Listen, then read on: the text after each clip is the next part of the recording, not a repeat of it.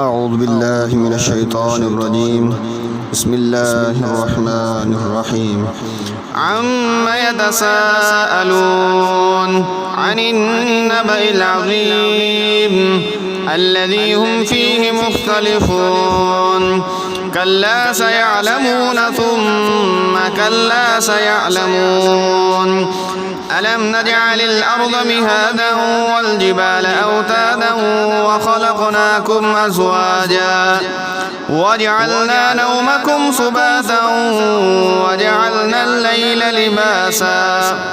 وجعلنا النهار معاشا وبنينا فوقكم سبعا شدادا وجعلنا سراجا وهاجا وأنزلنا من المعصرات ماء ثجاجا لنخرج به حبا ونباتا وجنات ألفافا إن يوم الفصل كان ميقاتا يوم ينفخ في الصور فتأتون أفواجا وفتحت السماء فكانت أبوابا وسيرت الجبال فكانت سرابا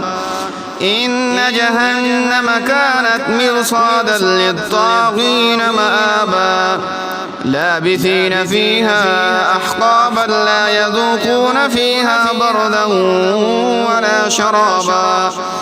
إلا حميما وغساقا جزاء وفاقا إنهم كانوا لا يرجون حسابا وكذبوا بآياتنا كذابا وكل شيء أحصيناه كتابا فذوقوا فلن نزيدكم إلا عذابا إن للمتقين مفازا حدائق وأعنابا وكواعب أترابا وكأسا دهاقا لا يسمعون فيها لغوا ولا كذابا جزاء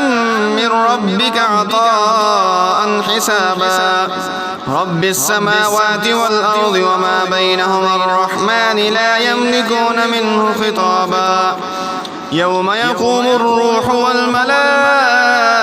صفا لا يتكلمون إلا من أذن له الرحمن وقال صوابا ذلك اليوم الحق فمن شاء اتخذ إلى ربه مآبا إنا أنذرناكم عذابا قريبا يوم ينظر المرء ما قدمت يداه ويقول الكافر يا ليتني كنت ترابا.